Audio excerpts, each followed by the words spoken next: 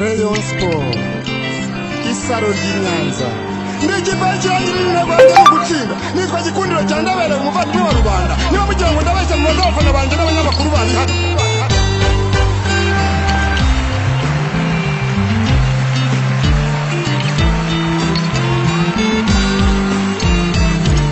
Suraho Rayon Sport Nyanza isaro ry'Inyanza Nyanza imena mu Rwanda nta makuru n'ikirezi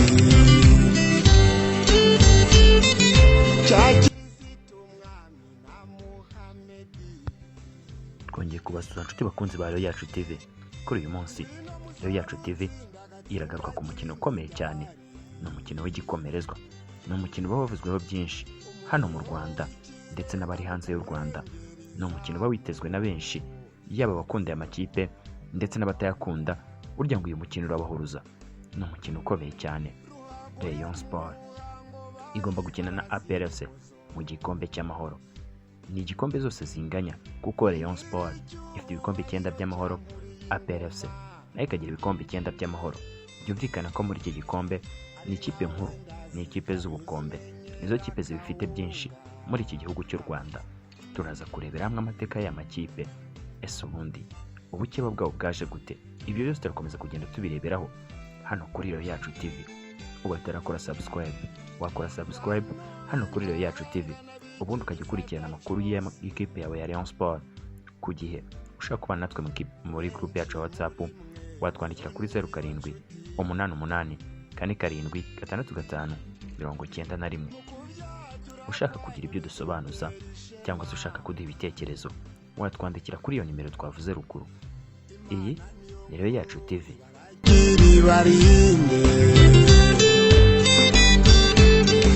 Ijambo mera ndaryumva nkumva budala se yamwise neza uwo ni Sekama. Uretse kuba izi kipe zose nta nimwe ivuka mu mujyi wa Kigali, ariko ngo izi kipe nizo usanga n'ubundi zisa nk'aho aricyo kirango cya Kigali, cyane cyane mu mupira w'amaguru.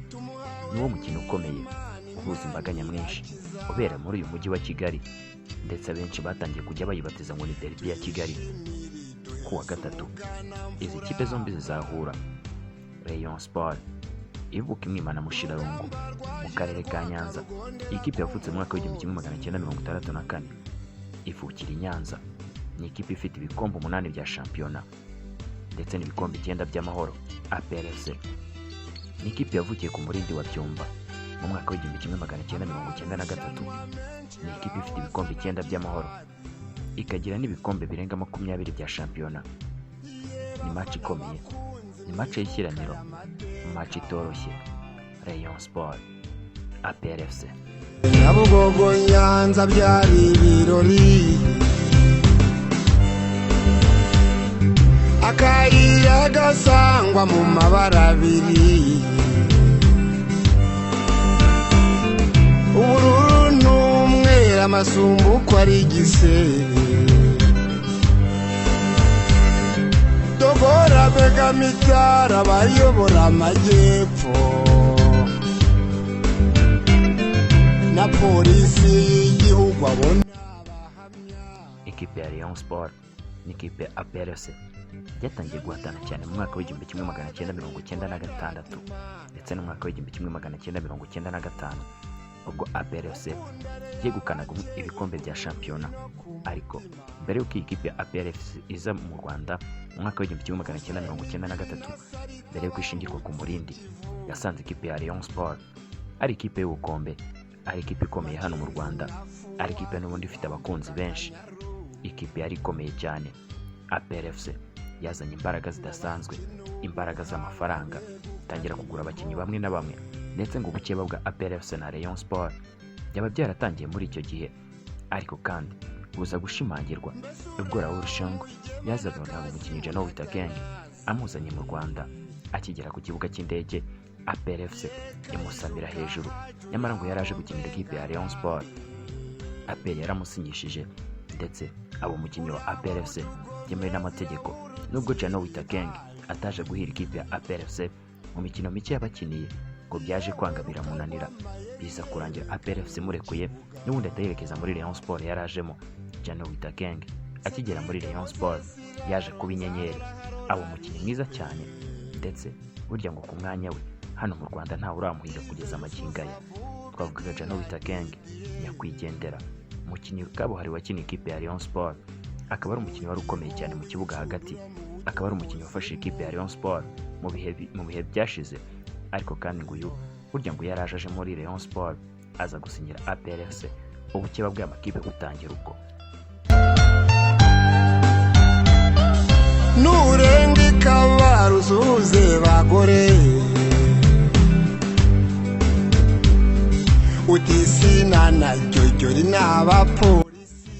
Nyuma y'uko APRFC yegukanye ibikombe bya shampiyona byo mu mwaka w'igihumbi kimwe magana cyenda mirongo icyenda na gatanu, mu mwaka w'igihumbi kimwe magana cyenda mirongo icyenda na gatandatu, ibikombe bibiri byikurikiranya, Rayon Sport nayo yaragarutse yereka ko yari ikipe nkuru n'ubundi hano mu Rwanda, yegukana igikombe cya shampiyona cyo mu mwaka w'igihumbi kimwe magana cyenda mirongo icyenda na karindwi, ndetse cyisubiza mu mwaka w'igihumbi kimwe magana cyenda mirongo icyenda n'umunani. Muri uwo mwaka Rayon Sport ititwara Sekafa, ititwara n'igikombe cy'amahoro, n'ubanga ibikombe byose Rayon Sport yakiniraga yarabitwaye byose muri icyo gihe. Maze APRFC itangira kubona ko umukeba wayo afite imbaraga zidasanzwe, itangira kubona ko amazi atakiri yayandi, itangira kubona ko guhangana kugiye gutangira, ndetse guhangana kw'aya makipe gutangira ubwo. Abareyo bati dufite icyo mudafite, dufite Sekafa kandi twayikuye hanze, twayizanye mu ndege. Karema gakumba nzakugabira ishyo abawe guhangana kw'aya makipe byaje guhindura isura cyangwa se biza gukomera cyane mu mwaka wa 2001, ubwo APRFC yari iyoboye urutonde rwa shampiyona ifite amanota 60. Rayon Sport yari iri inyuma ya APRFC ifite amanota 58. No kuvuga ko APRFC yarushaga Rayon Sport amanota 2. Rayon Sport yagiye gukina na APRFC umukino wa shampiyona wari ukomeye cyane, aho APRFC yasabwaga kunganya gusa kugira ngo yegukane igikombe. Ariko ibyayibayeho kuri uwo munsi ngo byaragahomamunwa, kuko APRFC ibyo yaboneye kuri Stade Amahoro bimeze nka bya bindi ryatungo ryaboneye ku mugezi. APRFC yaje gutsinda ibitego 4-1. Rayon Sport yegukana igikombe cya shampiyona itsinze APRFC, ndetse yahise irusha inota rimwe muri icyo gihe, mu gihe APRFC yo byasabaga kunganya yaje gutsindwa ititakaza n'igikombe cya shampiyona. Rayon Sport itigira amanota 61, APR iguma kuri 60 yayo. Ekipe ya Rayon Sport yegukana igikombe cya shampiyona, ubukeba bushinga imizi. Isaro ry'Inyanza n'ikipe cyangirira rwanda no gutsinda, nitwa Gikundiro cya Ndabere umuvandimwe wa rubanda. Niba mugira ngo ndabeshya mu bazafana banje n'abanyamakuru bari hano.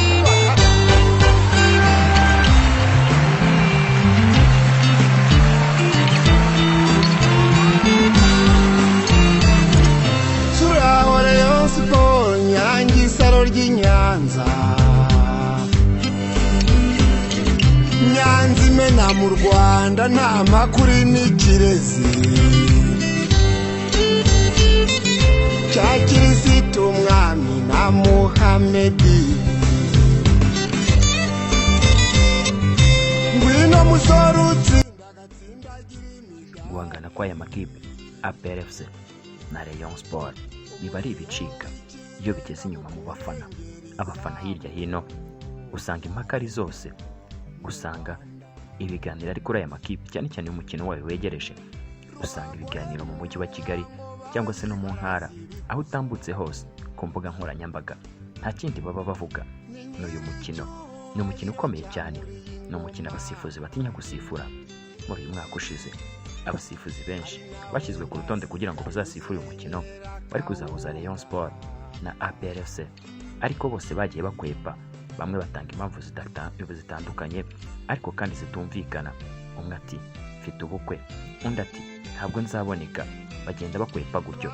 Ni umukino ukomeye cyane, ni umukino umusifuzi uwo ari we wese aba atifuza kuba yasifura, kandi ubundi dusanzwe tuzi ko abasifuzi bishimira kugaragara ku mikino ikomeye kugira ngo babashe kubonwa yuko bashoboye. Ariko hano mu Rwanda umukino wa APRFC na Rayon Sport ni umukino abasifuzi batinya, ni umukino w'ishyiraniro, ni umukino ukomeye cyane. APRFC mu bihe byashize yagiye yereka Rayon Sport ko ari ikipe ikomeye, ndetse guhera mu mwaka wa 2018 kugeza ubu ngubu APR FC ntabwo irabasha gutsindwa na Rayon Sport. Ariko kandi abariyo nabo bakaniye cyane bati kuri iyi nshuro ibi byose bigomba guhinduka kuri Stade Regional ya Kigali ku munsi wo kuwa gatatu ku isaha y'isa 9. Rayon Sport ngo yiteguye gusiba amateka imaze iminsi yandika kuri APR FC, ati tuzandika amateka mashya, tuzakandagira ku mukino wa nyuma y'igikombe cy'amahoro kandi tuzagitwara. Imihigo ni yose. Abakunzi ba APR FC ubwo batsindaga ikipe ya Espoir ibitego 3-2 mu karere ka Rusizi inyuma y'ishyamba, intero yabo nta yindi yari Twangareyo. Yumvikana ko intego yabo nabo nta yindi ni ugutsinda Rayon Sport bakegukana igikombe cy'amahoro.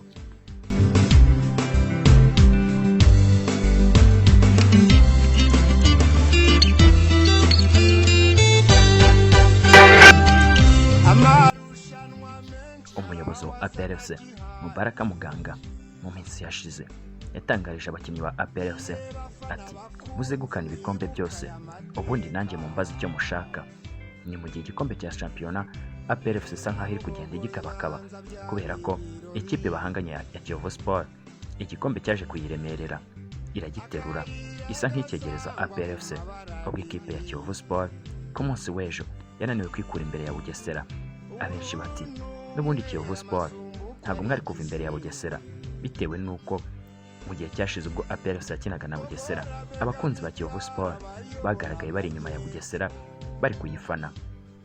Iyi kipe ya Bugesera ivuga yuko aba yarihemuye kuri Kiyovu Sport kuko yafanye mukeba cyangwa se ifana ikipe bahataniye igikombe, maze Bugesera iti ubwo mwayifanye turi gukina reka natwe tubereke ko n'ubundi igikombe namwe ntacyo mukeneye. Ihera ubwo inganya na Kiyovu Sport isa nka igikombe cya shampiyona gitangiye kugenda ishyiramo intera hagati yayo nacyo.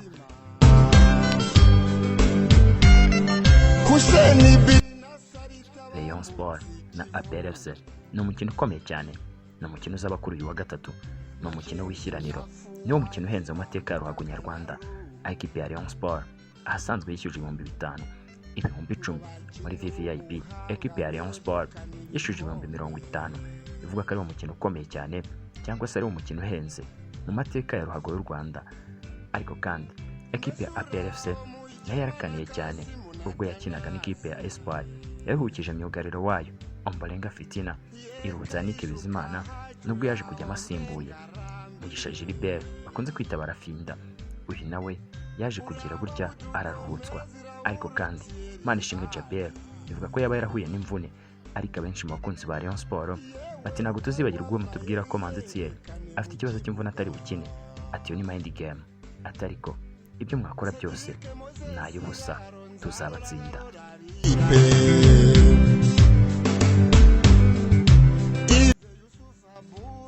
Kuri uyu mukino hari abakinnyi benshi babiteguye kuzagaragara kuri uyu mukino.